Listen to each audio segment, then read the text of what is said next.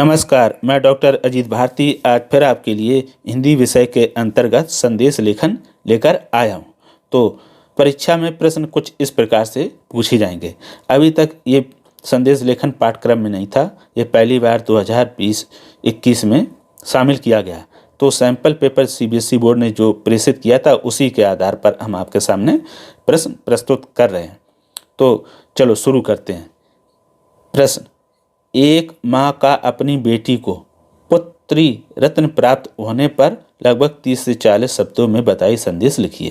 है ना, एक माँ है जो अपनी बेटी को क्या रहे, उसके यहाँ लड़की हुई है तो उसे बधाई पत्र भेजना है, तो उसे हम कितने शब्दों में लिखेंगे? 30 से 40 शब्दों में पूछा गया। अब उत्तर, तो सबसे पहले क्या करेंगे, हम इस तरह से उत्तर लिख देंगे। ठीक है, उत्तर लिखने के बाद लिखेंगे माँ का अपनी बेटी को पुत्री रत्न प्राप्त पर संदेश।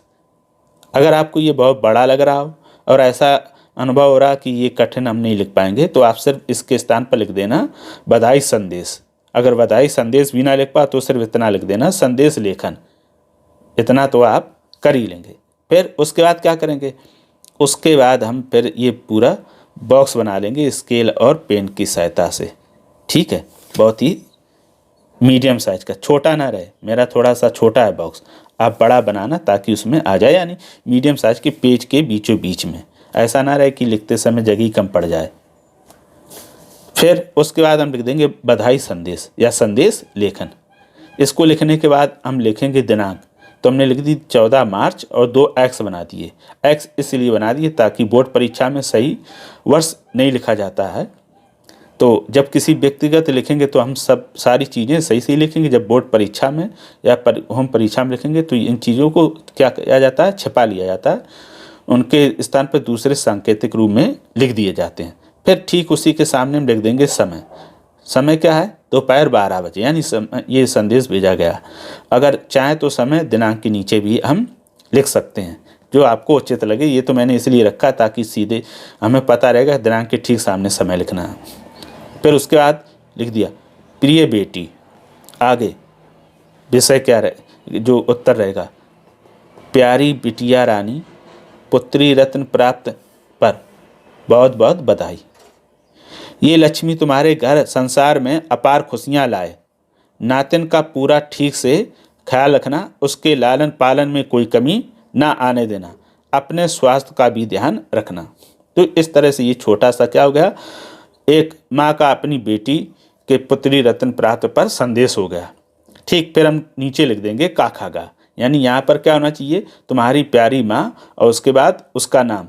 तो हमने तुम्हारी प्यारी माँ नहीं लिखा, अगर आप चाहें तो लिख देना तुम्हारी प्यारी माँ। फिर इधर नीचे नाम के स्थान पर हम क्या कर देते हैं, काखागा लिख देते हैं। जैसा मैंने पहले बताया कि कभी भी हम बोर्ड की परीक्षा में अपने क्या होती जो आइडेंटिटी पहचान वो छिपा के रखते हैं।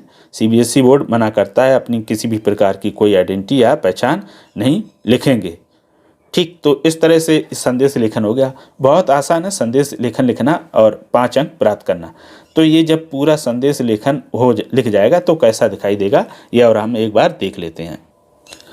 जब पूरा संदेश लेखन हमारा कंप्लीट हो जाएगा तो कुछ इस प्रकार से दिखाई देगा।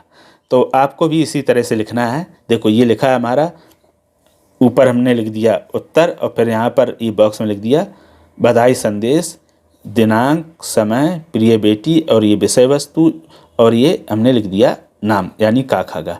तो इस तरह से आप ध्यान रखना कि जो औपचारिकताएँ होती हैं कि किसको कहाँ पर हमें किस स्थान पर लिखना चाहिए उसको वहीं लिखना है। अपने मन से कहीं भी इधर उधर इन्हें मत लिख देना। ठीक है, और दूसरी बात, हमें भाषा का भी ध्यान रखना। भाषा कैसी हो, खड़ी बोली में हो, और दूसरा उसमें किसी प्रकार की कोई अशुद्धियाँ ना हो।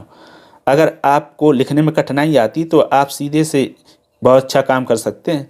जिन सरल शब्दों को आप आसानी से लिख सकते हैं, इसी विषय को आप अपनी भाषा में भी लिख सकते हैं तो भी अच्छा रहेगा। लेकिन किसी प्रकार की त्रुटियां ना हो, अगर अशुद्धियां रहेंगी तो नंबर भी कट जाएंगे। तो इस तरह से आप क्या करेंगे, इसको एक बार लिख कर देख लें। ठीक है, और फिर दूसरे विषयों का इसी तरह से अभ्यास करके देख लें। इसको पहले एक बार पढ़ लें, फिर लिख कर देख लें और फिर उसके बाद बिना देख कर लिखें।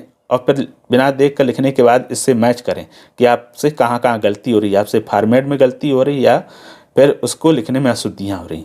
तो इससे आपको पता भी चल जाएगा कि हम किस तरह से लिख सकते हैं और अपनी कमियों को दूर किया जा सकता है।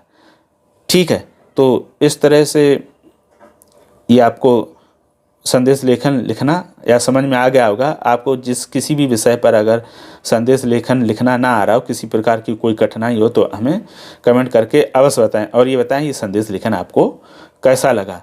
तो आज के लिए इतना ही, फिर मिलेंगे किसी नए विषय के साथ, तब तक के लिए धन्यवाद।